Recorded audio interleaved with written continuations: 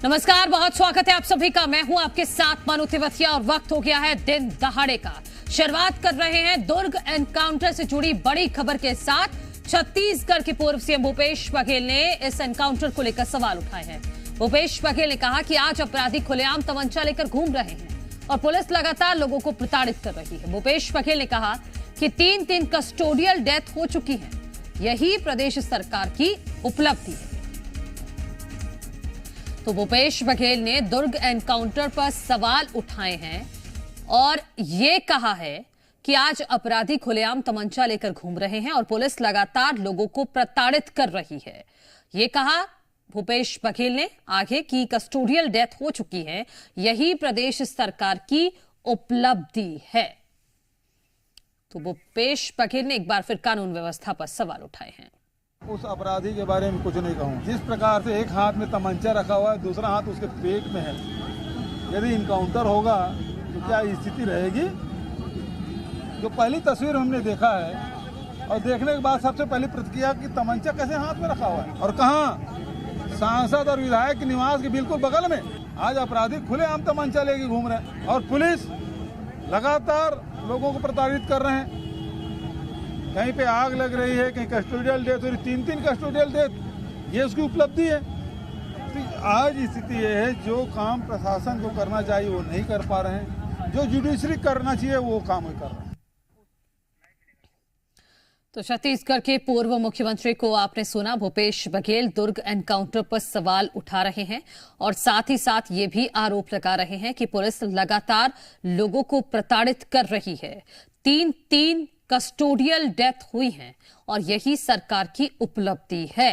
कानून व्यवस्था पूरी तरह से छत्तीसगढ़ में लचर हो चुकी है, ये आरोप भी भूपेश बघेल ने लगाया है कि अपराधी तमंचा लेकर खुलेआम घूम रहे हैं और पुलिस सिर्फ और सिर्फ लोगों को परेशान कर रही है, लोगों को प्रताड़ित कर रही है, अपराधियों पर शिकंजा नहीं कस रही है। ये आरोप भी भूपेश बघेल ने लगाया है। तो और साथ ही साथ दुर्ग एनकाउंटर पर भी भूपेश बघेल ने सवाल उठाए हैं। वो कहीं ना कहीं ये आशंका जता रहे हैं कि ये एनकाउंटर पूरी तरह से फर्जी है। हमारे सहयोगी गोकरण येदू रायपुर से जुड़ गए हैं। गोकरण, भूपेश बघेल सरकार को घेर रहे हैं, साथ ही साथ दुर्ग एनकाउंटर पर भी सवाल उठा रहे हैं। जी, निश्चित तौर पे पूर्व मुख्यमंत्री भूपेश बघेल है जो उनका कहना ये है कि इनकाउंटर जब हुआ उस समय तमंचा लेकर के दूसरे हाथ में तमंचा है और एक हाथ जो अपराधी उनके हाथ सीने पे हैं। तो इस तरीके का इनकाउंटर होता है क्या? सरकार सिर्फ इनकाउंटर करके अपनी वाहवाही लूट रहे हैं, इस प्रकार की जो बात है वो बोल रहे हैं और कहीं ना कहीं इस जो इनकाउंटर है उस पर बड़ा सवाल उठा रहे हैं भूपेश बघेल जी। बिल्कुल, और उन्होंने ये भी कहा है कि 3 कस्टोडियल डेथ हुई हैं और यही सरकार की उपलब्धि है।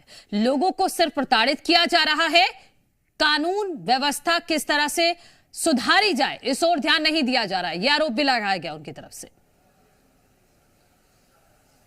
जी बिल्कुल, देखिए पहली तो बात यह है कि कस्टोडियल डेथ जो हो रहे हैं उसको लेकर के लगातार सवाल उठा रहे हैं। कवर्धा में जो थाने में एक व्यक्ति की डेथ हुई थी उसको लेकर के सवाल उठाए हैं। उसके बाद में रायपुर में भी एक इसी तरीके से जेल के सामने जो डेथ हुए थे उसको लेकर के सवाल उठाए और जो लगातार जो छत्तीसगढ़ में जो क्राइम हो रहे हैं उसको लेकर के लगातार सरकार को जो पूर्व मुख्यमंत्री भूपेश बघेल है वो घेरते नजर आ रहे हैं। जी, क्या अब कांग्रेस की तरफ से कानून व्यवस्था को लेकर हमने देखा है कि इससे पहले भी सड़कों पर उतरी है कांग्रेस पार्टी, अब आगे की रणनीति क्या रहेगी, इस पर भी क्या भूपेश बघेल ने कुछ कहा है? जी, निश्चित तौर पे भूपेश बघेल का कहना यह है कि लगातार इस प्रदेश में कानून नाम की कोई चीज नहीं है और कानून की जो व्यवस्था है वो चरमरा चुकी है और हम इसके लिए आगे और बड़ी जो धरना प्रदर्शन है वो कर सकते हैं और जो न्याय यात्रा है वो लगातार निकाले जाने की बात कह रहे हैं। जी ठीक है गोकरण, आप रहिएगा हमारे साथ। केदार गुप्ता जी हमारे साथ भारतीय जनता पार्टी का पक्ष रखने के लिए जुड़ गए हैं, स्वागत है आपका। केदार गुप्ता जी, भूपेश बघेल दुर्ग एनकाउंटर पर सवाल खड़े कर रहे हैं। कांग्रेस की यही दोहरी राजनीति है। दोगलापन कहना शब्द गलत होगा, पर दोहरी राजनीति। एक तरफ वो कहते हैं कि अपराध बढ़ रहा है और अपराध बढ़ाया उन्हीं की सरकार में। लगातार जो अपराध के ग्राफ बढ़े हैं वो कांग्रेस की भूपेश बघेल की सरकार में बढ़े हैं।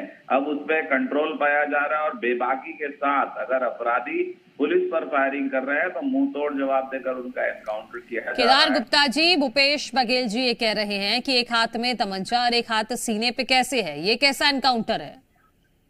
एक देखिए, सीधी बात है कि अगर अपराधी लगातार बेखौफ होकर अपराध कर रहे हैं तो पुलिस का काम है कि अपराधियों को कंट्रोल करे, फिर चाहे अपराधी जिस लेवल पे जाते हैं उस लेवल पर जाकर उनका मुंह तोड़ जवाब दें। भूपेश बघेल जी फिर से कह रहा हूं, दोहरी राजनीति कर रहे हैं। कांग्रेस षड्यंत्र पूर्वक, चाहे वो कवर्धा की बात हो, लोहारडी की बात हो, बलरामपुर की बात हो, चाहे बलौदा बाजार की बात हो, लगातार अपराधियों को प्रश्रय दे रहे हैं, षड्यंत्र रच रहे हैं। यही बयान उनका। तो इस षड्यंत्र की जानकारी भारतीय जनता पार्टी को पहले क्यों नहीं होती है फिर, या प्रशासन को क्यों नहीं होती है? ये जानकारी आपको कहां से मिली? कार्रवाई हो रही है। आज देवेंद्र यादव जेल के अंदर है, अचानक वो पहुंचते हैं और किसी भी षड्यंत्र को अंजाम देते हैं, उन्हें किसी को बख्शा नहीं जाएगा। एनएसयूआई का कार्यकर्ता अध्यक्ष वहां का 2 लोगों की गर्दन काट देता, वो भूपेश बघेल को नहीं दिखता? जरा सवाल उनसे भी तो पूछ कर देखिए। पूछूंगी ना, आप रहिए। केदार गुप्ता जी, धनंजय सिंह ठाकुर जी हैं कांग्रेस पार्टी का पक्ष रखने के लिए। धनंजय जी से ही यही सवाल पूछ लेती हूं जो आप पूछ रहे हैं। दुर्ग एनकाउंटर पर भूपेश बघेल ने सवाल उठाया है, तो केदार गुप्ता जी ये कह रहे हैं कि पहले आप अपने कार्यकाल को देख लीजिए एक बार। देखिए, भारतीय जनता पार्टी की सरकार चूंकि अपराधियों को संरक्षण देने वाली पार्टी है, ये किसी अपराधी को पकड़ते नहीं है। मैं इनसे पूछना चाहता हूं, वहां पे जो गोलीकांड हुआ था 4 महीने पहले, ये जो आरोपी है जिसका पुलिस ने एनकाउंटर किया है, ये 4 महीने से फरार था। तो 4 महीने तक पुलिस क्यों उसको पकड़ नहीं पाई? पहली बात। दूसरी बात, रायपुर जेल के सामने जो फायरिंग हुआ था, हाँ। उसका भी जो आरोपी है वो 4 महीने पहले बाल संरक्षण गृह से फरार हुआ था, क्यों नहीं पकड़ पाई पुलिस? तीसरी बड़ी बात, उसी भिलाई में आप देखेंगे भारतीय जनता पार्टी के विधायक है रिकेश सिंह, वो खुलेआम गुंडागर्दी करते हैं, जनता का कॉलर पकड़ लेते हैं, गला दबाते हैं। क्यों इस पर एफआईआर नहीं हुआ अब तक? अनिल अग्रवाल तिल्दा नेवरा में भारतीय जनता पार्टी के नेता हैं और तिल्दा नेवरा में जो आगजनी और दंगा की घटना हुई इसका आरोपी है, इनकी सरकार ने उस पर एफआईआर किया, क्यों गिरफ्तार नहीं की उसे अब तक? आप बलौदाबाजार हिंसा में देख लीजिए, सनम जांगड़े भारतीय जनता पार्टी के पूर्व विधायक है और जिला अध्यक्ष है, पूरे षड्यंत्र के रचयिता वही हैं, क्यों उस पर पुलिस ने कार्रवाई नहीं की? माधव सिंह घटना देख लो, चाहे केदार गुप्ता जी, इनपुट तो पहले से है, फिर एक्शन घटना के होने के बाद क्यों लिया जा रहा है? क्योंकि अपराधियों को संरक्षण देने वाले हैं और पुलिस नाकाम है और गृह मंत्री तो निकम्मा, निकम्मा शब्द उचित नहीं होगा, निष्क्रिय है। धनंजय जी, हाँ धनंजय जी, हाँ इस तरह के शब्दों का इस्तेमाल मत कीजिए। केदार गुप्ता जी, कांग्रेस पार्टी सिर्फ ऐसे शब्द इस्तेमाल नहीं करती, इससे इनके विचार और सिद्धांत सामने आते हैं। फूट डालो और राज करो, ये अभी सत्ता से जनता ने इन्हें धकेल दिया है। केदार गुप्ता जी, आपका नहीं, मेरी बात सुनिए, मैंने जो सवाल किया है आप उस पर जवाब दीजिएगा। इनपुट पहले से मिल रहे हैं तो फिर एक्शन घटना के होने के बाद क्यों लिया जा रहा है? नहीं देखिए, ये अचानक पहुंच रहे हैं, कहीं पर भी घटना करने अचानक पहुंच रहे हैं। आप बलौदा बाजार की घटना देखें तो ये गाड़ी में लोगों नहीं केदार गुप्ता जी, मैं ये बात नहीं मान सकती। बलौदा बाजार में जिस तरह की हिंसा हुई, कलेक्ट्रेट ऑफिस को आग के हवाले कर दिया गया, इतनी ज्यादा आगजनी, इतना ज्यादा हंगामा और पुलिस को इसकी भनक तक नहीं थी। क्या ऐसा हो सकता है वाकई? आप अगर मुझे बोलने दे रहे हैं तो मेरी बात पूरी सुन लीजिए, आपके जितने प्रश्न हैं एक साथ कर लीजिए। ये अचानक कार से पहुंचते हैं, उसका वीडियो है, इसके 20-25 गाड़ियों का काफिला होता है जो पेट्रोल बम और लाठियां लेकर चलते हैं और वहां पर समाज के लोगों को डिस्ट्रीब्यूट करते हैं। और जैसे ही इस बात का पता चलता है, पुलिस के अधिकारी आते हैं, पर समाज के लोगों की संख्या ज्यादा थी जिसे ये कांग्रेस के नेता बरगला रहे थे और ये घटना को अंजाम दिया। लोहार ठीक है केदार गुप्ता जी, मुझे लगता है कि अपराध एक ऐसा विषय है, इस पर राजनीति नहीं होनी चाहिए। आप सक्रियता से काम कीजिए और जल्द से जल्द इस कानून व्यवस्था को सुधारिए, क्योंकि छत्तीसगढ़ के लोगों में अब डर बैठ रहा है। बहुत शुक्रिया आप दोनों का ही इस चर्चा में शामिल होने के लिए। कांकेर में नक्सलियों के खिलाफ ग्रामीणों का धरना जारी है। दरअसल जाड़े कुर्सी केंद्रीय सशस्त्र बल के कैंप को बंद किया जा रहा है और ऐसे में गांव वालों की मांग ये है कि कैंप को यहां से ना हटाया जाए। कैंप नहीं हटाने की मांग को लेकर ग्रामीणों का यह धरना चल रहा है। गांव वालों का मानना यह है कि कैंप अगर बंद हो जाएगा तो नक्सली फिर वापस आ सकते हैं, इसलिए ग्रामीण जाड़े कुर्सी कैंप को नहीं हटाने की मांग कर रहे हैं। ये पहली तस्वीर रात की है जब ग्रामीणों ने कैंप के बाहर बैठकर ही खाना बनाया है और ये दूसरी जो तस्वीर है ये है दिन की। यहां खाना बनाने के बाद कैंप के बाहर ही ये लोग सोए हैं और अभी दिन में भी ये लगातार धरना प्रदर्शन कर रहे हैं। इनका एक ही कहना है कि यहां से कैंप को ना हटाया जाए, क्योंकि अगर कैंप यहां से हट जाएगा तो नक्सली वापस आ जाएंगे और इनकी जान को खतरा है।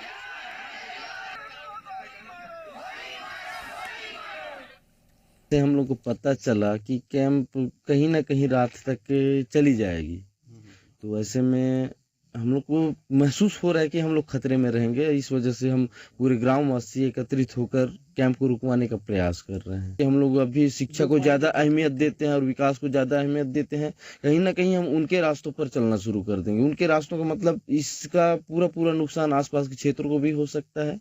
ये एक प्रकार से लोग बाग धमकी ही समझेंगे, लेकिन ये ऐसा धमकी हम कुछ नहीं है। लेकिन हम लोग के पास कोई रास्ता ही नहीं रहेगा तो हम लोग क्या करेंगे। हमारे सहयोगी कमल जायसवाल कांकेर से इस वक्त जुड़ गए हैं। कमल, अभी वहां पर नक्सलियों की क्या मूवमेंट रहती है? क्या कैंप लगने के बाद वहां से नक्सली मूवमेंट कम हुआ है? आखिर क्यों इन गांव वालों को डर सता रहा है कि कैंप हटेगा तो नक्सली इनको निशाना बनाएंगे? जी बताना चाहूंगा कि ये जो इलाका है घोर नक्सल प्रभावित क्षेत्र है, क्योंकि यहाँ से सीमावर्ती क्षेत्र राजनांदगांव की भी सीमा लगी हुई है, मानपुर मोहल्ला, और यहाँ पर जो है अक्सर नक्सली वारदात होते रहे हैं। और जिसके मद्देनजर 2008 में यहाँ पर बीएसएफ की बटालियन को स्थापित किया गया था। बीएसएफ के स्थापित होने से इलाके में माहौल जो है काफी सुरक्षापूर्ण और शांतिपूर्ण माहौल रहा। यही नतीजा है कि लोग जो है अब स्वतंत्रता पूर्वक जीने लगे हैं। अब समझिए कि कैंप के जाने का विरोध आखिर क्यों कर रहे हैं लोग, क्योंकि लोगों के मन में ये खौफ आ गया है कि यदि कैंप यहाँ से हटा तो 2008 से पहले जो स्थिति वहां पर थी, जो लाल आतंक के साए में जीने को लोग मजबूर थे, वह माहौल जो है उसकी पुनरावृत्ति हो जाएगी। क्योंकि यही कांकेर जिले के बेचाघाट, नदी चुआ और आलपरस जैसे 3 जगहों पर जो है कैंप के खुलने का विरोध जो है लोग कर रहे हैं। पिछले 3 साल से विरोध किया जा रहा है कि कैंप को हटाया जाए, लेकिन इसी कांकेर जिले के जाड़े कुर्सी में कैंप के जाने का जो है विरोध कर रहे हैं कि कैंप नहीं जाना चाहिए। लोगों के मन में यह खौफ है कि नक्सली आएंगे और वो लाल आतंक का डर जो है फिर से क्षेत्र में। ठीक है कमल कुमार, बहुत शुक्रिया आपका तमाम जानकारी के लिए। तो अब ये देखना होगा कि ये कैंप हटेगा या फिर रहेगा। आगे बढ़ते हैं। सूरजपुर से खबर है, जहां आदिवासी कन्या आश्रम में मौत। दूसरी क्लास में पढ़ने वाली एक छात्रा की मौत हो गई है। छात्रा की मौत की वजह अभी तक सामने नहीं आई है। पुलिस ने पोस्टमार्टम के लिए शव को भेज दिया है। कोतवाली थाना क्षेत्र के डेडरी गांव की ये पूरी घटना बताई जा रही है, जहां पर एक 2nd क्लास में पढ़ने वाली एक छात्रा की आदिवासी कन्या आश्रम में मौत हो गई है। छात्रा की मौत किस वजह से हुई यह भी सामने नहीं आया है। पोस्टमार्टम होगा उसके बाद ही पता चलेगा। हालांकि जो आश्रम प्रशासन है उसकी तरफ से प्राथमिक तौर पर यह जानकारी दी गई है कि इस बच्ची को छोटी मोटी कोई बीमारी हुई थी, जिसके बाद से अचानक से ही इसकी मौत हो गई। डेडरी कन्या आश्रम है, वहां एक बालिका 2री कक्षा की जो 9 साल की बालिका थी, सुबह से वो गाल में दर्द होने की शिकायत कर रही थी, तो उसके गाल पे जो है पट्टी चिपकाई गई थी। मेरे जब 5:45 बजे फिर दोबारा सो के उठाते हैं बच्चों को, तो उस समय वो बच्ची नहीं उठी, तो वार्डन ने अधीक्षिका को बताई, फिर एम्बुलेंस वगैरह बुला करके हॉस्पिटल ले गए, तो उस बच्ची जो है मृत पाई गई। और घटना का कारण क्या है पोस्टमार्टम रिपोर्ट अभी नहीं आई है और उसमें जांच की जा रही है। हमारे सहयोगी ओपी तिवारी ज्यादा जानकारी के साथ जुड़ गए हैं। ओपी, कब तक पोस्टमार्टम होगा और साथ ही साथ ये भी बताइएगा क्या कि आश्रम की लापरवाही रही, क्या सही समय पर परिजनों को इन्फॉर्म नहीं किया गया, इस बच्ची को इलाज नहीं दिया गया? बिल्कुल मनु, इस घटना के बाद सवाल कई खड़े हो रहे हैं। मसलन जैसे अगर बच्ची की तबीयत खराब थी तो निश्चित रूप से जो उसके परिजन हैं उसको उसकी जानकारी देनी चाहिए थी, लेकिन वो नहीं दिया गया। वहीं दूसरी ओर अगर पोस्टमार्टम की बात करें तो पोस्टमार्टम हो चुका है और बहुत जल्द रिपोर्ट आने की संभावना जताई जा रही है। और पुलिस का यह कहना है कि अगर पोस्टमार्टम रिपोर्ट जैसे ही आ जाती है उसके बाद मौत के कारण का पता चल सकेगा। वहीं दूसरी ओर निश्चित रूप से चूंकि जो मौत हुई है वो छात्रावास के अंदर हुई है, तो छात्रावास प्रबंधन पर निश्चित रूप से सवाल खड़े हो रहे हैं।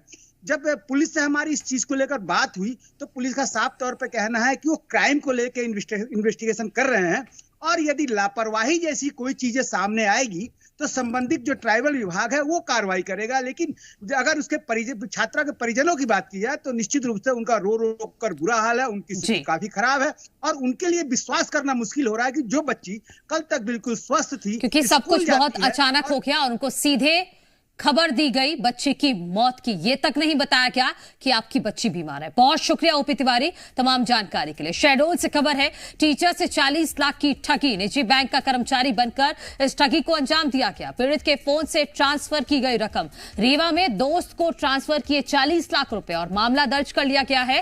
पुलिस भी पड़ताल में जुट गई है। शहडोल में एक टीचर के साथ यह बड़ी धोखाधड़ी का मामला सामने आया है, जहां खुद को बैंक कर्मचारी बताकर 2 युवकों ने एफडी के नाम पर शिक्षक के खाते से 40 लाख रुपए ट्रांसफर कर लिए। लेकिन जैसे ही इसकी जानकारी मिली तो शिक्षक ने पुलिस में इसकी शिकायत की। पुलिस ने धोखाधड़ी का मामला दर्ज कर लिया है। तो आपको सावधान रहने की जरूरत है। बार बार जी मध्य प्रदेश छत्तीसगढ़ भी आपको इस तरह की खबरों से वाकिफ कराता है और आपको आगाह भी करता है। वरुण कुमार मिश्रा व उसका दोस्त अमित कुमार गौतम लगभग 20 लाख रुपए का एफडी मेरे व मेरे पत्नी के नाम का अपने नाम कर लिया एवं वो लोन लिया था और लोन मेरे खाते से चुका रहा था, जो कि उसके दोस्त अमित कुमार गौतम के खाते में जा रहा था। हाँ, चाय बनाने उसके लिए चला जाता था, वो मेरे घर आता है, वो मोबाइल लेकर के पासवर्ड वगैरह सब जान गया और उस पासवर्ड से वो निकाल लेता था और अपने खाते में डाल। पुष्पेंद्र चतुर्वेदी शहडोल से हमारे साथ जुड़ गए हैं। पुष्पेंद्र, पढ़े लिखे लोग भी इन ठगों के शिकार बन रहे हैं। इस शिक्षक को कैसे फंसाया? क्योंकि एक दिन की तो ये बात नहीं है, कई महीनों की प्रैक्टिस चल रही होगी इन ठगों की तरफ से। जी, मैं आपको बता दूं कि पूरा मामला शहडोल सुहागपुर थाने क्षेत्र का है, जहां पर एक शिक्षक को बैंक आने के दौरान एक युवती से जान पहचान हुई। युवती ने अपने दोस्त वरुण मिश्रा के साथ दोस्ती कराई और वो उसने बैंक खाता खुलवाने के नाम पर शिक्षक से यह पूरी धोखाधड़ी की। पहले तो अकाउंट खुलवाया, उसके बाद उसके एटीएम और एफडी से और ऑनलाइन तो उसके मोबाइल बैंकिंग से उसने 40 लाख रुपए की ठगी को अंजाम दिया है। हालांकि पुलिस अभी जांच कर रही है कि इसमें और कौन कौन शामिल है, लेकिन उस शिक्षक ने यह शिकायत कर बताया कि कई बार थाने में आने के बाद अब इसकी सुनवाई हुई है। ठीक है पुष्पेंद्र चतुर्वेदी, बहुत शुक्रिया आपका तमाम जानकारी के लिए। तो 2 लोगों ने मिलकर इन गुरुजी को लूट लिया है। 40 लाख रुपए की ठगी इनसे हुई है। निजी बैंक का कर्मचारी बनकर इनके साथ ठगी की और अब पुलिस ने इस मामले में मुकदमा दर्ज कर लिया है। गढ़चिरौली से खबर है, जहां नक्सली ने हथियार डाले हैं। महिला नक्सली ने सरेंडर किया है। 2 लाख की इनामी नक्सली का सरेंडर हुआ है। बीजापुर के भैरमगढ़ की रहने वाली है ये नक्सली। साल 2017 से नक्सली संगठन से जुड़ी हुई है। तो 2 लाख की इनामी नक्सली ने सरेंडर कर दिया है। तस्वीरें आपके सामने, गढ़चिरौली से महिला नक्सली ने सरेंडर किया है। 2 लाख की इनामी नक्सली ने अब आत्मसमर्पण कर दिया है। बीजापुर के भैरमगढ़ की रहने वाले हैं ये नक्सली। साल 2017 से ही नक्सली संगठन से ये महिला जुड़ी हुई थी। तो एक बड़ी कामयाबी सुरक्षा बलों के लिए भी कि अब जो नक्सली हैं वो मुख्य धारा से जुड़ रहे हैं और इसी कड़ी में गढ़चिरौली में 2 लाख की महिला इनामी नक्सली वापस मुख्य धारा से जुड़ गई है, सरेंडर कर दिया है। इसी के साथ इस बुलेटिन में इतना ही। आप देखते रहिए जी मध्य प्रदेश छत्तीसगढ़।